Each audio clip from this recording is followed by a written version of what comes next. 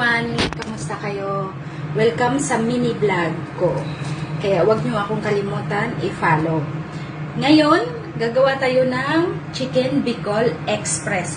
Spicy. Tara, samahan niyo akong gumawa.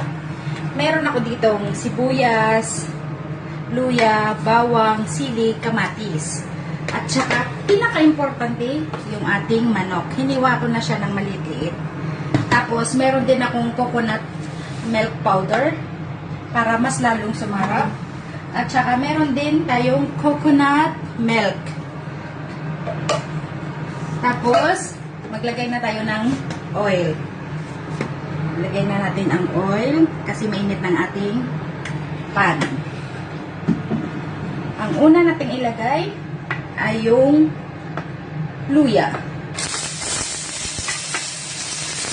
Para mas mabango, luya muna yung nilalagay ko.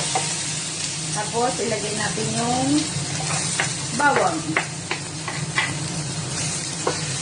Ihalo-halo lang natin hanggang sa maging golden brown. Ayan. Ilagay na natin ang sibuyas.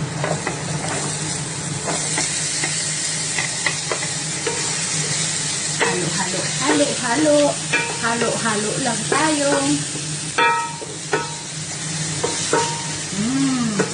Amoy na amoy ko na yung mabango.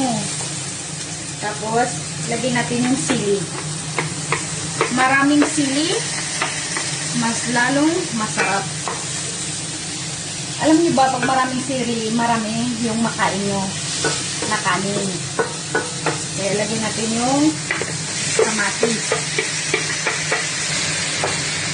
Pag maraming sili, sobrang anghang. Mas masarap pag sobrang anghang. Ito na yung chicken dahil luto na yung kamatis. Lagyan na natin ang chicken.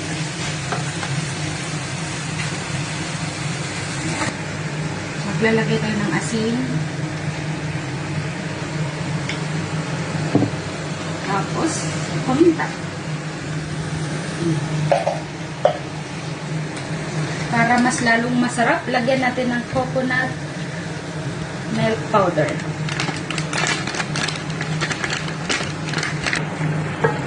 Ilagay na natin yung gata.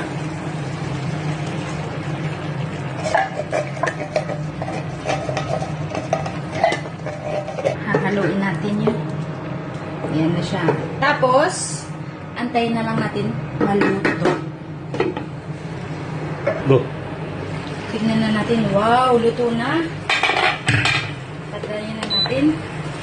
Tikiman portion na naman tayo.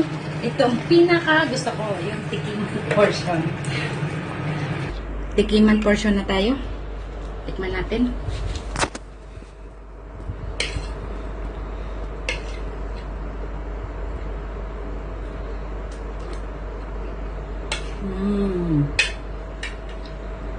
Talagang sobrang sarap. Tikman nyo. Subukan nyo magluto. Ang anghang.